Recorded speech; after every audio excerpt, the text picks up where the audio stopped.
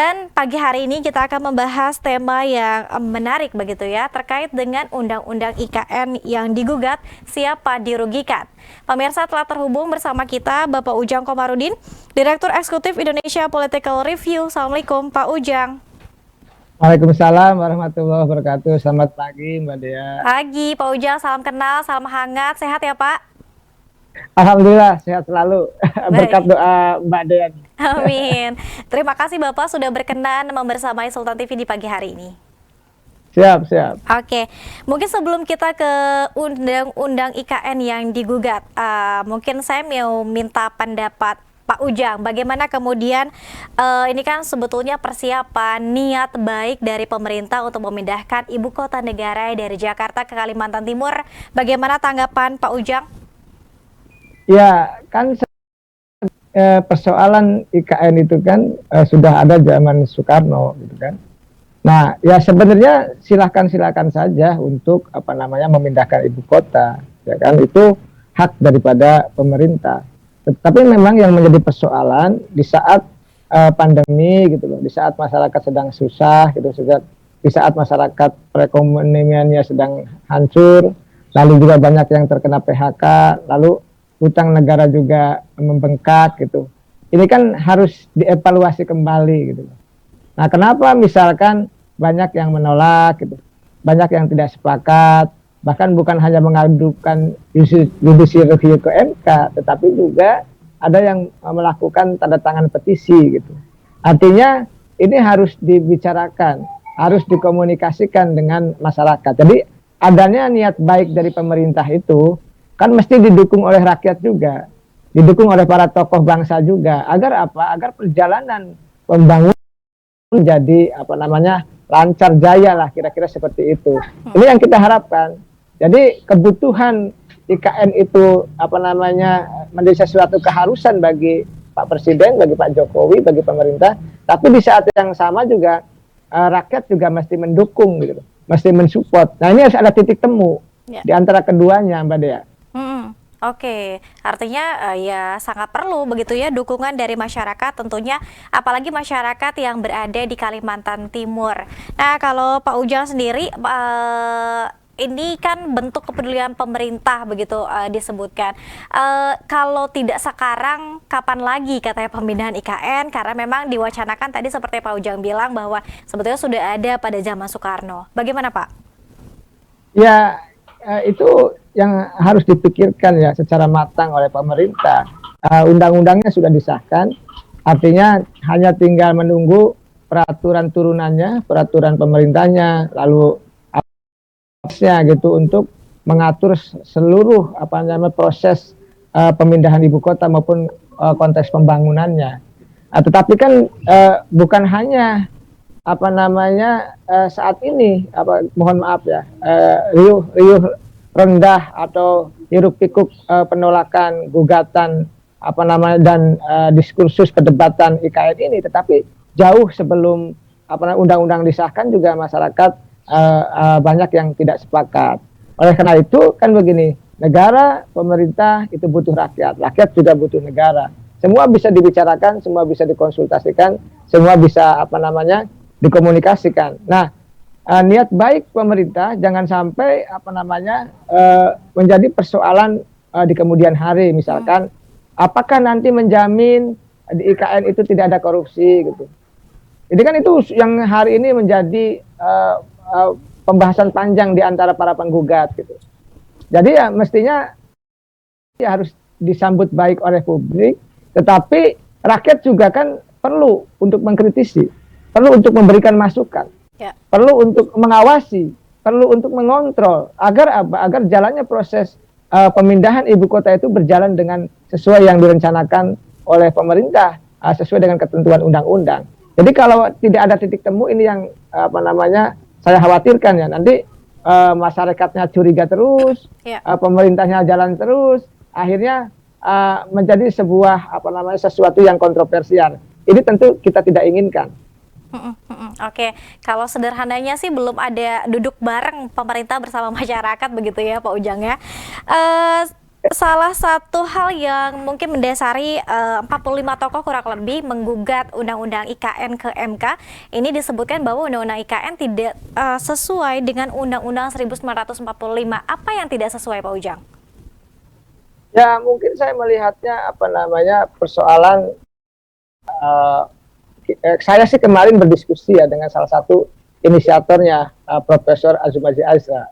Ya salah satu yang menjadi apa namanya bahan diskusi yaitu terkait dengan persoalan hutang yang begitu banyak. Jadi dananya dari mana? Ini dananya dari hutang. Di saat yang sama juga artinya ketika masyarakat itu banyak yang mohon maaf banyak yang agak sulit karena pandemi ini, kenapa tidak diperuntukkan untuk kesejahteraan itu? Gitu. Salah satu poin yang menjadi gugatan kan di sana gitu.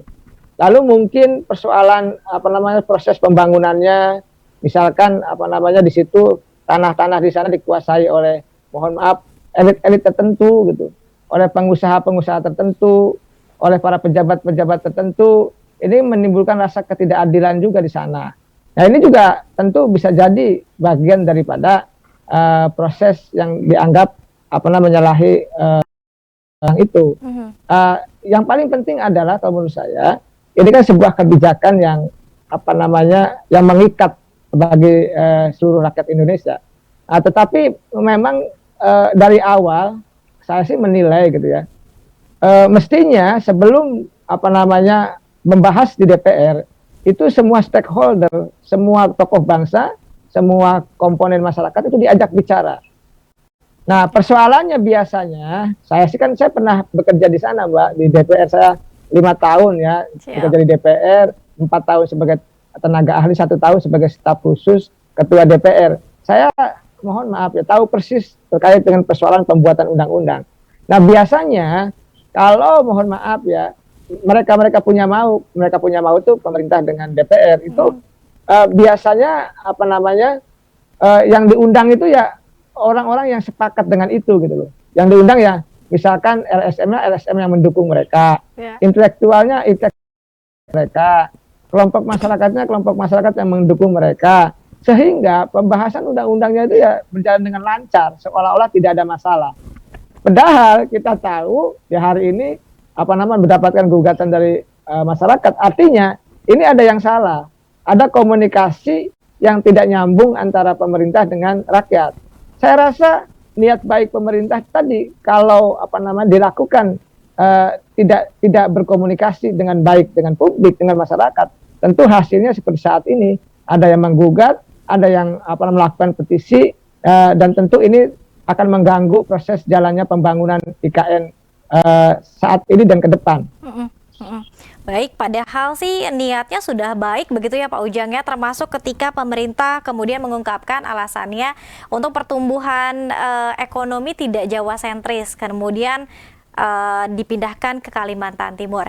Nah, pembahasan Undang-Undang IKN sendiri Pak Ujang ini kan sinyalir katanya sangat ngembut ya. Bahkan ketika masa reses pun ini pembahasan Undang-Undang IKN juga terus dibahas.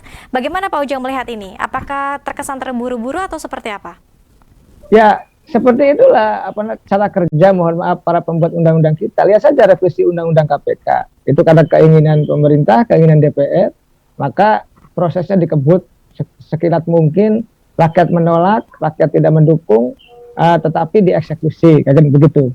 Lalu juga misalkan pengesahan undang-undang Omnibus Law Cipta Kerja sama juga dikebut siang malam, disahkannya juga katakanlah menolak, mahasiswa menolak, buruh menolak gitu ya, tetapi juga dieksekusi. Hasilnya apa? Hasilnya Mahkamah Konstitusi kan membatalkan. Jadi inkonstitusional bersyarat Undang-Undang Cipta Kerja itu.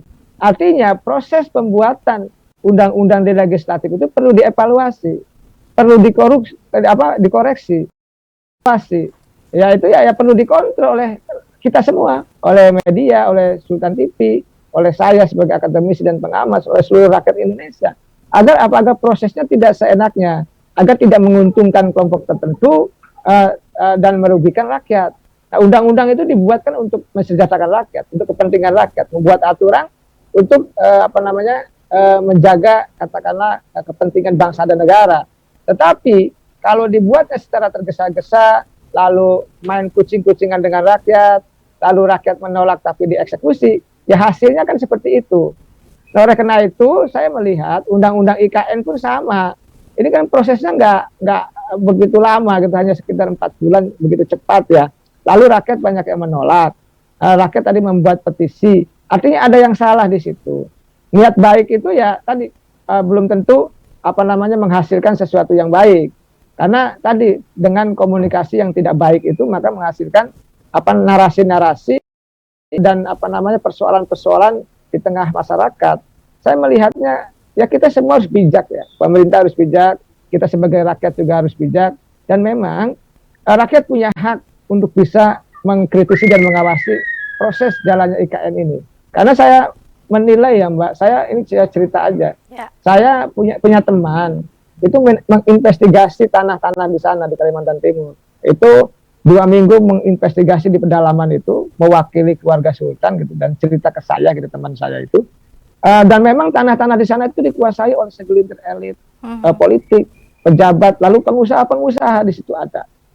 Makanya ya ucapan-ucapan pengamat ekonomi bahwa di sana ada kepentingan ya tertentu lah ya. Ya seperti itulah yang terjadi.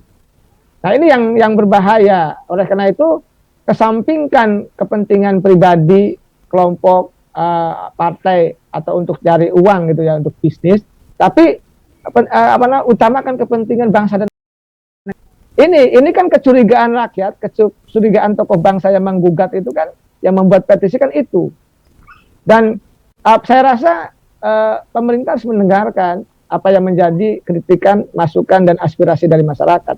Karena tadi undang-undang IKN prosesnya di DPR begitu cepat, lalu aspirasinya tersumbat dari rakyat, aspirasi rakyat juga tidak didengar, hasilnya seperti ini. Ada gugatan, lalu ada petisi. Nah, yang jadi persoalan begini Mbak Dea ya, saya lihat anggota DPR selalu menggampangkan. Kalau mereka ketok palu, mohon maaf, dihajar di depan, disikat di depan, urusan belakangan. Jadi nanti mereka mengatakan sudah silakan gugat aja. Begitu mudahnya mereka mengatakan seperti itu. Mestinya dalam proses pembuatan undang-undangnya harus aspiratif, harus melibatkan partisipasi publik yang banyak, kan begitu. Agar apa? Agar proses pembuatan undang-undangnya berjalan dengan lancar. Akan itu tidak terjadi. Saya rasa kalau kebijakannya baik, ya niatnya baik, lalu prosesnya juga baik, maka rakyat juga akan mendukung. Ya. Saya punya keyakinan itu karena rakyat berpikirnya sederhana. Tokoh-tokoh bangsa yang membuat petisi dan menggugat itu juga punya niat baik juga untuk bisa mengawal prosesnya, proses jalannya pembangunan IKN ini begitu. Oke, baik. Artinya memang tadi sekali lagi niat baiknya sih sudah baik begitu ya Pak ya. Cuma memang ada beberapa hal dan juga catatan-catatan tertentu yang mungkin dilewatkan oleh pemerintah. Pak Ujang, nanti kita akan lanjutkan. Kita akan break terlebih dahulu. Nanti kita akan lanjutkan ke segmen kedua, dan pemirsa nanti di segmen ketiga Anda boleh langsung bertanya kepada Pak Ujang Komarudin terkait dengan undang-undang IKN digugat, siapa dirugikan. Tetap bersama kami dalam bincang hari ini.